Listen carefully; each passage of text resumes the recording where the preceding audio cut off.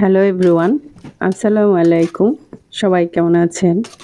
আলহামদুলিল্লাহ, আমিও ভালো আছি।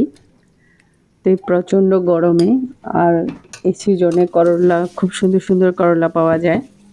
আর গরমের মধ্যে এই সব তিতা জিনিসগুলি খাওয়াটাই অনেক বেটার, স্বাস্থ্যের জন্য খুব ভালো।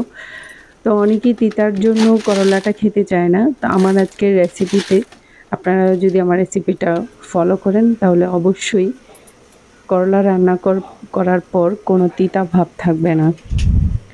তা আমি এখানে করলা নিয়েছি, হাফ কেজি করলা নিয়েছি আমি সিমের বিচি। তো করলাগুলি একটু ভারী করে কেটে নিয়েছি। আর এখন আমি করলাগুলো প্লেন পানি দিয়েছি। করলাগুলোতে প্রথমে আমি আস্ত করলাগুলি ধুয়ে নিয়েছিলাম। তো এখন আমি প্লেন পানি দিয়েছি, তার মধ্যে আমি লবণ দিয়েছি। লবণটা দিয়েছি এজন্য যেন তেতো ভাবটা চলে যায়। এভাবে করলা পানিতে লবণ দিয়ে ভিজিয়ে রাখলে আর তেতো ভাব থাকবে না। আর এই সিমের বিচিটা আমি পরিমাণ মতো পানি দিয়ে সামান্য একটু লবণ দিয়ে আমি এটাকে সিদ্ধ করে নিয়েছি। খুব বেশি সিদ্ধ করিনি, আপনারা দেখতেই পাচ্ছেন। আমি হাতে নেওয়ার পর প্রেস করলে এটা ভেঙে যায়, এটা কিন্তু হয়ে যায় না। তা এখন আমি একটা প্যানের মধ্যে একটু মশলা কষিয়ে নেব। তো এখন আমি তেল দিয়ে দিলাম, তার মধ্যে পরিমাণ মতো পেঁয়াজ দিয়েছি। তো পেঁয়াজটা একটু ভেজে নিচ্ছি, হালকা ভেজে নেব। তো পেঁয়াজটার সাথে এখন আমি আলুটা দিয়ে দিব।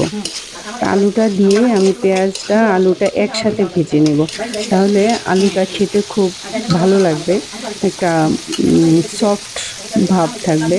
আর আমরা আলু যদি পানিতে সিদ্ধ করে নিই তখন দেখা যায় যে আলুর থেকে একটা পানির ভাব আসে, ওই আলুটা খেতে আবার ভালো লাগে না। তো মোটামুটি আলু পেঁয়াজ ভাজা হয়ে গেছে। তো এখন এর মধ্যে রসুন পেস্ট দিয়ে দিলাম।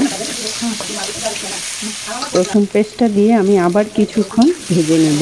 এখন পরিমাণ মতো লবণ দিয়েছি। লবণটা কিন্তু একবার করলাতে দিয়েছি, একবার সিমের বিচির সাথে দিয়েছি, দেন আবার আমি আলুর সাথে একটু দিয়েছি, সেজন্য অল্প অল্প পরিমাণে লবণটা দিতে হবে। লাস্ট পর্যায়ে যখন সব কিছু হয়ে যাবে তখন লবণটা টেস্ট করে আবার একটু দেওয়া যাবে। তো এখন আমি হলুদের গুঁড়ো দিয়ে দিলাম সামান্য পরিমাণে পানি, মশলাটা যেন আমার প্যানের মধ্যে জ্বলে না যায়। তো সেজন্য একটু পানি দিয়ে দিলাম, কিন্তু বেশি পানি আমি দিইনি, আপনারা দেখতে পাচ্ছেন। দেওয়ার সাথে সাথেই পানিটা শুকিয়ে যাচ্ছে, যেন মশলাটা প্যানে লেগে না যায়, সেজন্য আমি একটু একটু পানি দিচ্ছি। তো আমি এখন একটু কষিয়ে নিচ্ছি। আর এখন আমি দিয়ে দিলাম লাল মরিচের গুঁড়ো। আর এই হলুদ মরিচগুলো আমাদের নিজস্ব ফ্যাক্টরি থেকে করা, মিল আছে আমাদের, আমরা নিজেরা এগুলো করি। যদি কারোর প্রয়োজন হয় অবশ্যই আমার হোয়াটসঅ্যাপ নাম্বারে নক করবেন। যারা এই পর্যন্ত আমার এই হলুদ মরিচ নিয়েছেন ওনারা আমার রেগুলার কাস্টমার হয়ে গেছেন, কারণ আমরা একেবারেই মানে কোনো কিছু মিক্স ছাড়াই আমরা এটা সেল করি।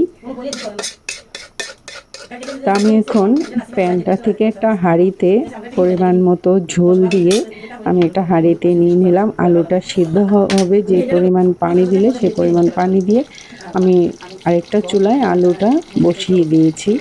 আর এখন এই কড়াইটার মধ্যে আবার একটু তেল দিয়েছি, একটু লবণ দিয়েছি, একটু হলুদের গুঁড়ো দিয়েছি, দিয়ে এই করলাগুলো আমি তেলটাকে একটু ভালো করে ভেজে নেব।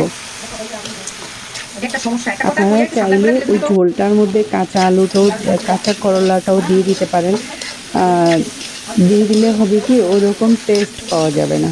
যদি একটু ভেজে দেন তাহলে খুব ভালো একটা টেস্ট পাওয়া যাবে।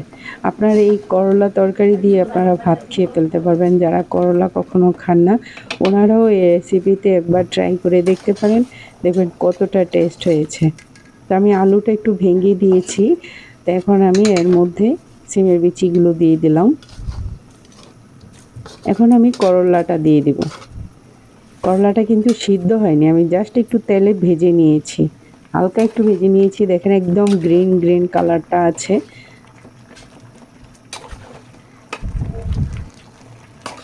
আমি সবগুলো করলা এটার মধ্যে দিয়ে দিলাম, দিয়ে এখন আমি খুব ভালো করে মিক্স করে দিচ্ছি। এখন লবণটা টেস্ট করে নিলাম, সব কিছুই ঠিক আছে। এখন ঢাকনা দিয়ে ঢেকে দিয়েছি 10 মিনিট পর। এই যে দেখুন কত সুন্দর হয়েছে, একদম ঘন ঘন হয়ে গেছে ঝোলটা। তরকারিটা একদম মাখা মাখা। এখন আমি কিছু কাঁচামরিচ দিয়েছি। এই রেসিপিটাতে কাঁচামরিচটা বেশি ইউজ করলেই টেস্টটা ভালো পাওয়া যায়। আমার ভিডিও যদি আপনাদের ভালো লেগে থাকে অবশ্যই আমার ইউটিউব চ্যানেলটা সাবস্ক্রাইব করে দিবেন, ফেসবুক পেজটা ফলো করে দিবেন। তা আমি এখন একটু ঢাকনা দিয়ে এটাকে এখন আমি সরিয়ে নিচ্ছি। এখন আমি একটা ফোড়ন দেব। তা আমি দেশি রসুন নিয়েছি এখানে। এখানে একটু পেঁয়াজ দিয়েছি, সামান্য পরিমাণে একটু তেল দিব, দিয়ে এটাকে হালকা একটু ভেজে নেব।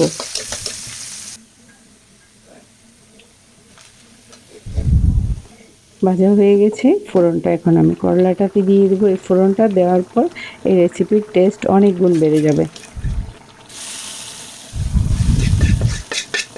ফোড়নটা যে দিয়ে দিলাম, আমি তেলটা সহই দিয়ে দিলাম। তারপর আমি একটু ধনেপাতা কুচি দিয়ে দিব। রেসিপিটা আসলে আমার মায়ের রেসিপি। এটা আমি বলি যে আমার মায়ের সিগনেচার আইটেম। আমি এটা অনেকবার ট্রাই করার পর আমি এটা শিখেছি। তো আমি ধনেপাতাটাও দিয়ে দিয়েছি। এখন আমি এটাকে সার্ভ করব। আর সার্ভ তো আমি আমার হাজব্যান্ডকেই করি, ওই ফার্স্ট ট্রাই করে সব কিছু। তো আমি সার্ভ করার আগেই দেখি যে ও অলরেডি টেস্ট করে ফেলেছে। এখন ও ভাত দিয়ে একটু খাবে, তো সেজন্য এখন একটা বাটিতে নিয়ে নিচ্ছি। সবাই এটা একবার ট্রাই করতে পারেন। তো যে যেখান থেকে দেখছেন সবাইকে আল্লাহ হাফেজ, ভালো থাকবেন। আসসালামু আলাইকুম।